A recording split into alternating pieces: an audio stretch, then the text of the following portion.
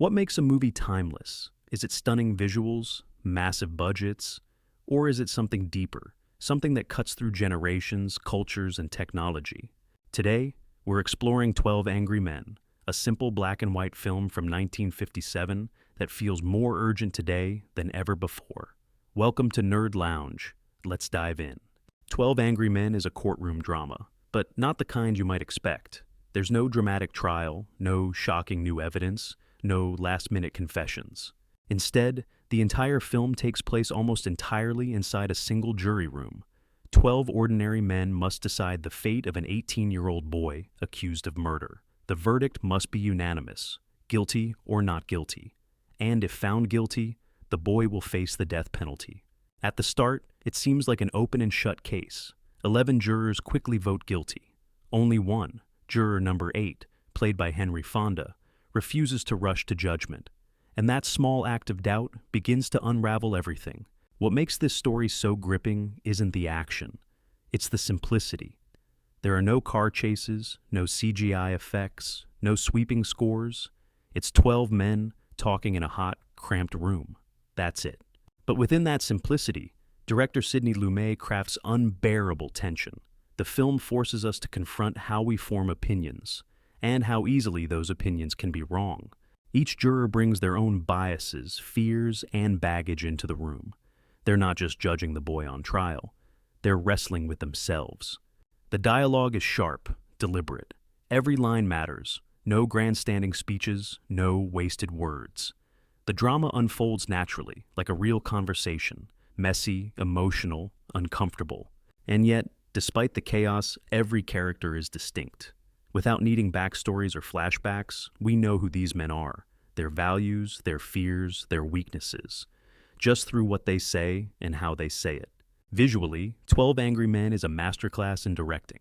At the beginning of the film, Lumet uses wide shots and high angles. The jurors seem distant, detached, just faces in a crowd. But as tensions rise, the camera moves closer, the angles lower, the walls feel tighter, the room seems to shrink. By the climax, we're face to face with the characters, trapped alongside them.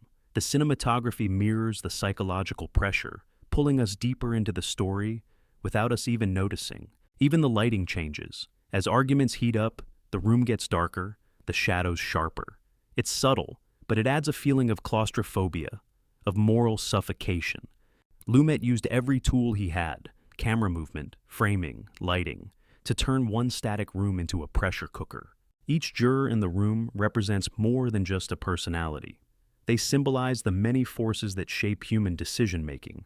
Juror number 8 represents reason and empathy, a willingness to question. Juror number 3 embodies personal bitterness, letting his unresolved anger cloud his judgment. Juror number 10 represents outright bigotry, assuming guilt based on stereotypes rather than facts. Juror number 4 clings to cold logic, but even logic can be skewed by hidden biases. None of these men are cartoon villains. They're complex, flawed, and human. Sometimes they make good arguments. Other times they reveal ugly truths about themselves. The film doesn't tell us how to feel. It trusts us to listen, to observe, to decide. At its heart, 12 Angry Men is a meditation on justice, and how fragile it really is. It shows how easy it is to jump to conclusions, how prejudice can slip into our thinking without us realizing, how peer pressure silences doubt, even when lives are at stake. And, maybe most importantly, it shows how powerful one voice can be. One person, calm, patient, persistent, can shift the course of an entire room. One person, standing against the crowd, can make people think. And thinking, real thinking, can change everything. In a world where outrage often drowns out conversation, where quick judgments are rewarded more than careful consideration, 12 Angry Men feels almost radical. It asks us to slow down, to doubt our certainty, to listen before we condemn. 12 Angry Men isn't just a movie, it's a lesson about truth, about responsibility, about humanity. It's proof that you don't need million-dollar effects or sprawling locations to create something powerful.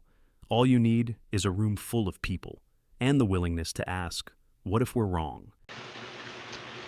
It's always difficult to keep personal prejudice out of a thing like this.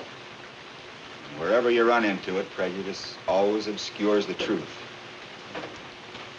I don't really know what the truth is. I don't suppose anybody will ever really know.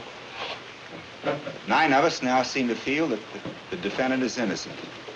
But we're just gambling on probabilities. We may be wrong. We may be trying to let a guilty man go free. I don't know. Nobody really can. But we have a reasonable doubt. And that's something that's very valuable in our system. No jury can declare a man guilty unless it's sure. We 9 can't understand how you 3 are still so sure.